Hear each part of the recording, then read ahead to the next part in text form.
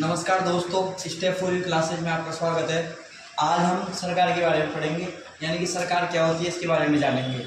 तो ध्यान से देखिएगा आप। देखो, सरकार जो देश के शासन व्यवस्था को चलाने वाली संस्था को सरकार कहते हैं, यानी कि जो हमारे पूरे देश का शासन चला रही है उसे हम सरकार कहते हैं।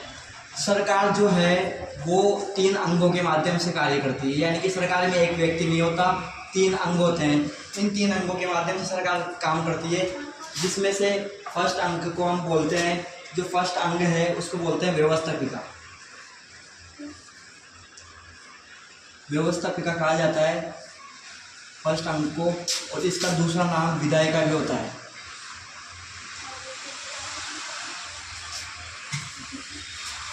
एक को व्यवस्थापिका कहते हैं, एक को विधायिका कहते हैं, और जो दूसरा अंग है हमारी सरकार का वो कार्यपालिका होता है। कार्यपालिका।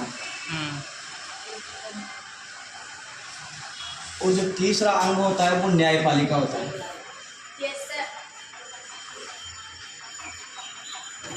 सर इधर पेंट है। न्यायपालिका। देखो, सरकार पूरी की पूरी इन 3 अंगों के माध्यम से कार्य करती है। एक होता है व्यवस्थापिका, व्यवस्थापिका का दूसरा नाम है विधायिका, और एक होता है कार्यपालिका और न्यायपालिका। अब इन जो 3 अंग है, इन 3 अंगों के भी अलग अलग 2-2 अंग होते हैं। जैसे व्यवस्थापिका होती है हमारे देश में, आपको पता है संसदीय शासन अपनाया गया है। संसदीय शासन का मतलब है केंद्र में जैसे शासन चलता है वैसे राज्यों में भी चलता है, और राज्यों में अपने अलग सरकार होती है, केंद्र में अलग सरकार होती है। तो जो व्यवस्थापिका है वो 2 प्रकार की होती है। एक तो होती है संघीय व्यवस्थापिका, यानी कि जो पूरे देश को चलाती है। एक होती है संघीय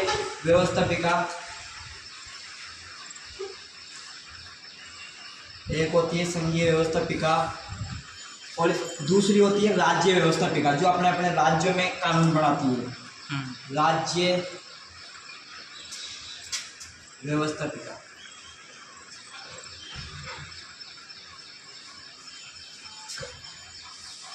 तो देखो, जो व्यवस्थापिका होती है हमारे भारत में जितने भी कानून बनाए जाते हैं, यानी कि हमारे भारत में जिस भी टॉपिक से संबंधित कानून बनाए जाते हैं, हमारे भारत में जितने भी कानून व्यवस्थापिका कानून बना लेगी और उसको रख लेगी अपने पास, तो काम थोड़ी चलेगा।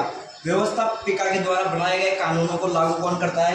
कार्यपालिका। यानी कि इसने तो कानून बना दिए और कार्यपालिका ने क्या कर दिया? लागू।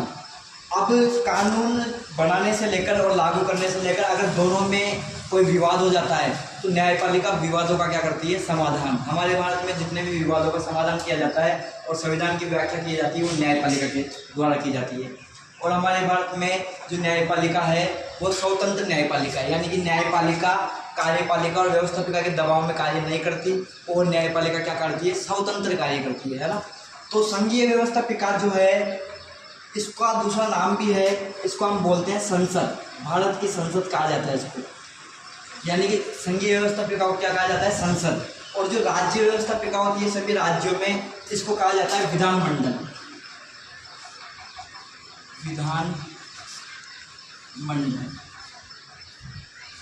विधानमंडल इनके बारे में बाद में बताऊंगा। कार्यपालिका है, कार्यपालिका भी 2 प्रकार की होती है। एक है संघीय कार्यपालिका और दूसरी होती है राज्य कार्यपालिका। संघीय कार्यपालिका जो होती है इसका प्रमुख कौन होता है? राष्ट्रपति। संघीय कार्यपालिका जो होती है वो राष्ट्रपति होता है, क्योंकि राष्ट्रपति जो है भारत का सबसे बड़ा संवैधानिक अधिकारी होता है। यानी कि हमारे जो संविधान है भारत का, इसमें राष्ट्रपति का पद सबसे बड़ा होता है। राष्ट्रपति को भारत का प्रथम नागरिक भी कहा जाता है, ठीक है ना। तो राष्ट्रपति जो है वो संघीय कार्यपालिका का प्रमुख होता है, और वैसे ही वो कार्यपालिका राज्यों में भी होती है, और राज्य कार्यपालिका का प्रमुख होता है राज्यपाल।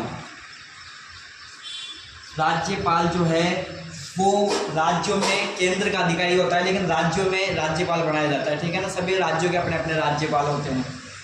तो व्यवस्थापिका जो है वो क्या काम करती है? कानून बनाती है, और कानून बनाने मतलब जो ये इसके द्वारा जो कानून बनाए जाते हैं वो कार्यपालिका क्या करती है? उनको लागू करती है।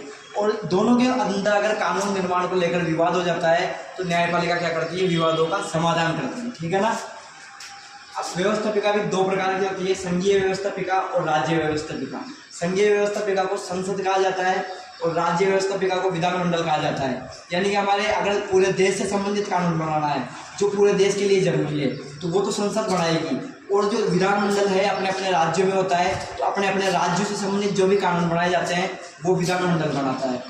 संघीय कार्यपालिका है उसका प्रमुख राष्ट्रपति हो गया और इसमें प्रधानमंत्री भी आ जाता है, लेकिन जो संघीय कार्यपालिका है उसका प्रमुख राष्ट्रपति होता है और राष्ट्रपति को भारत का प्रथम नागरिक कहा जाता है और भारत का सबसे बड़ा संवैधानिक अधिकारी भी राष्ट्रपति होता है। राज्य जो है राज्य का जो राज्यपाल होता है, राज्य कार्यपालिका का प्रमुख कौन होता है? राज्यपाल। ठीक है ना। अब मैं आपको इनके बारे में अलग अलग बताऊंगा। न्यायपालिका के बारे में बता रहा हूँ। हाँ, न्यायपालिका जो है, न्यायपालिका उसको रोक दो, अब यहीं से दूसरा स्टार्ट कर दूंगा। न्यायपालिका विवादों का समाधान करती है। हमारे भारत में जितने भी विवादों का समाधान किया जाता है वो न्यायपालिका के द्वारा किया जाता है। न्यायपालिका वैसे मुख्यतः 4 प्रकार की होती है।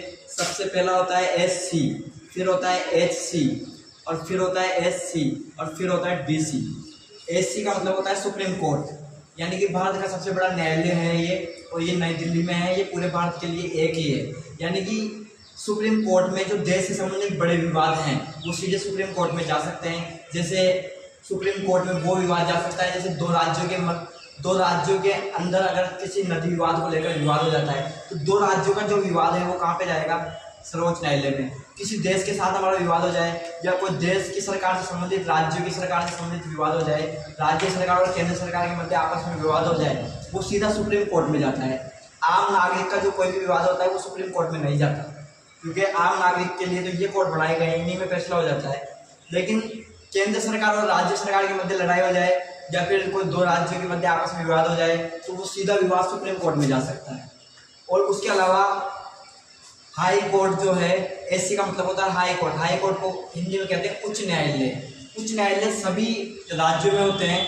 हमारे भारत में 25 उच्च न्यायालय हैं। अब आपको ऐसे लग रहा होगा कि हमारे भारत में राज्य जो 28 हैं, राज्य कितने हैं? 28। उच्च न्यायालय कितने हैं? 25। क्यों है 25? क्योंकि हमारे भारत का एक संविधान का अनुच्छेद है 231। ये अनुच्छेद क्या कहता है? यह अनुच्छेद कहता है कि 2-3 राज्यों को मिलाकर एक उच्च न्यायालय बना देते हैं। यानी 2-3 राज्यों का आपस में एक ही उच्च न्यायालय होता है। जैसे पंजाब और हरियाणा की राजधानी एक ही है, चंडीगढ़, और वहाँ का उच्च न्यायालय भी क्या है? एक ही। इसलिए राज्य तो रह गए 28 और 25 क्या रह गए? उच्च न्यायालय, क्योंकि ये 2-3 राज्यों को मिलाकर एक उच्च न्यायालय बनाया जा सकता है। ये कौन सा अनुच्छेद कहता है? 231। ठीक है ना।